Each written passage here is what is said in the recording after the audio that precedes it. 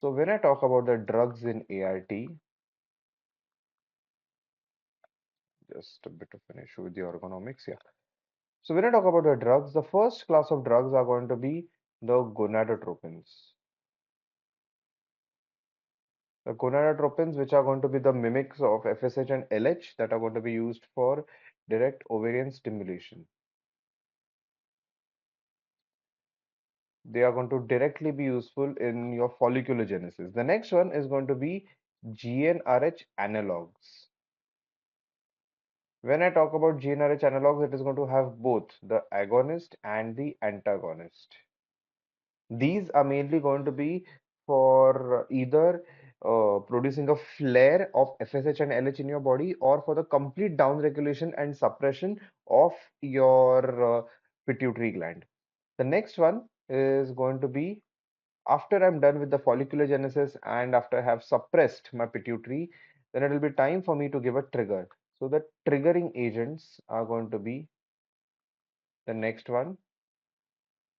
After that, once the trigger is done, once the ovum pickup has been done, I will then have a luteal phase. But because of obvious reasons that I've spoken in the last session, why there is going to be luteal phase defect in all the ART cycles, I've discussed that in much detail in my previous session.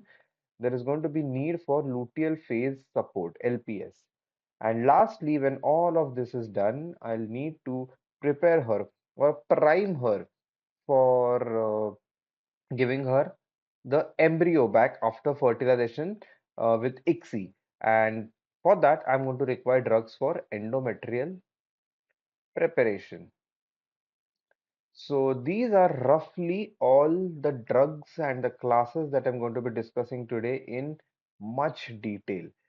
I am having the chat section live over my tab over here. So please keep on asking your doubts. I'll be answering them simultaneously. Even if I'm not answering them directly via my conversation, I am going to be answering them through my chat. So please ask them directly there.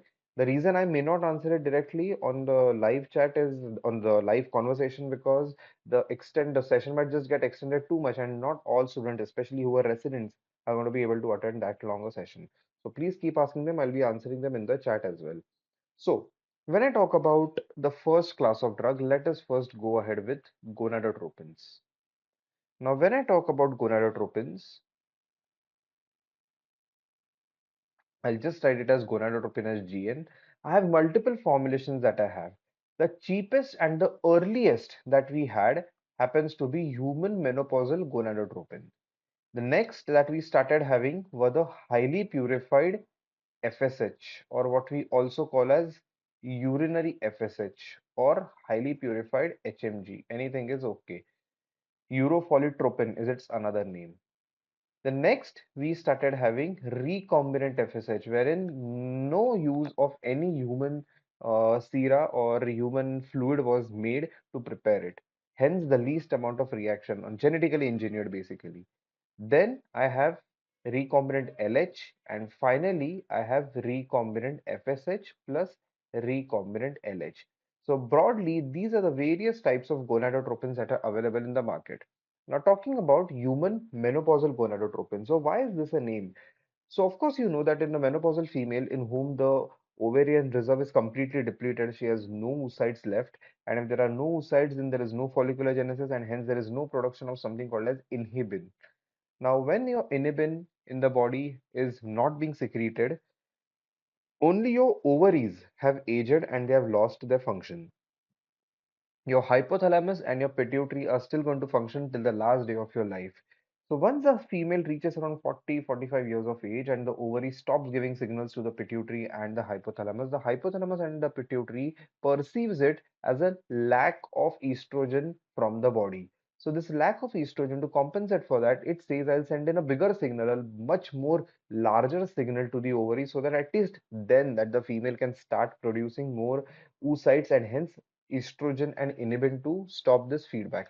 But that doesn't happen. The ovary is completely depleted, but the brain is not getting it. So it is basically producing much higher levels of FSH and also of LH, but mainly FSH because estrogen and inhibin both act primarily on your FSH. So, in a female who is menopausal, in her body, the FSH levels are going to be very high. In fact, one of the older criteria of diagnosis of menopause used to be a serum FSH level of more than 40. It is no longer relevant. It is menopause is more of a retrograde clinical diagnosis now, but that was one of the criteria which is still something that you can rely on to tell the female that either you have got an ovarian premature ovarian insufficiency or you're menopausal.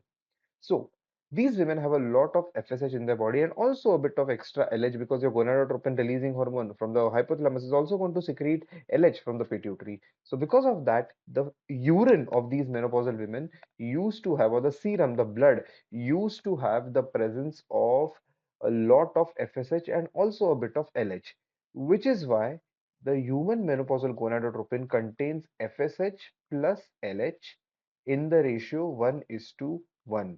So this 1 is to 1 is basically if you're taking a, 150 international unit drug vial, it is going to have 75 of FSH and 75 of LH. So there was an equivalent activity of both of them, but there was a problem. Because it was made from the urine, it used to contain a lot of impurities. Also because it is procured from some other person, there used to be injection site reactions that would happen to the female who was being injected with that.